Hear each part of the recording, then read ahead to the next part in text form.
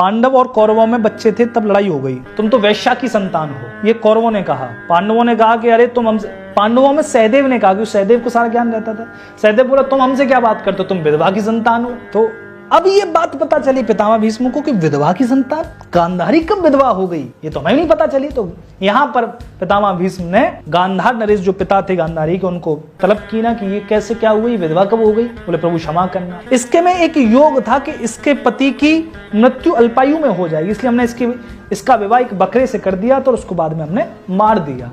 इस तरीके से विधवा है।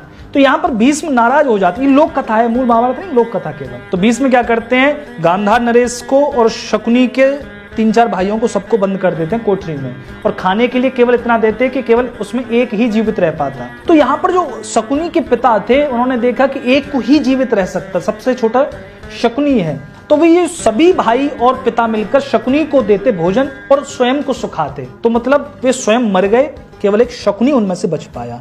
लेकिन मरते वक्त शकुनी के पिता ने एक सैंटा लीना और उसके टकने पर दिया, शकुनी के तोड़ दिया टकना। क्यों?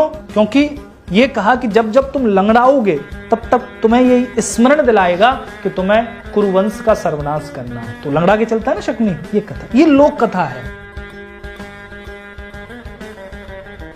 पांडव और कौरवों में बच्चे थे तब लड़ाई हो गई, तुम तो वैश्या की संतान हो, ये कौरवों ने कहा। पांडवों ने कहा कि अरे तुम हमसे, पांडवों में सहदेव ने कहा, क्योंकि सहदेव को सारा ज्ञान रहता था। सहदेव बोला तुम हमसे क्या बात करते हो, तुम विधवा की संतान हो। तो अब ये बात पता चली पितामह भीष्म को कि विधवा की संतान, गांधारी कब विधवा हो गई, ये तो हमें नहीं पता चली। तो यहाँ पर पितामह भीष्म ने गांधार नरेश जो पिता थे गांधारी के, उनको तलब की ना कि ये कैसे क्या हुई, विधवा कब हो गई। बोले प्रभु क्षमा करना। इसके में एक योग था कि इसके पति की मृत्यु अल्पायु में हो जाएगी, इसलिए हमने इसका विवाह एक बकरे से कर दिया तो उसको बाद में हमने मार दिया।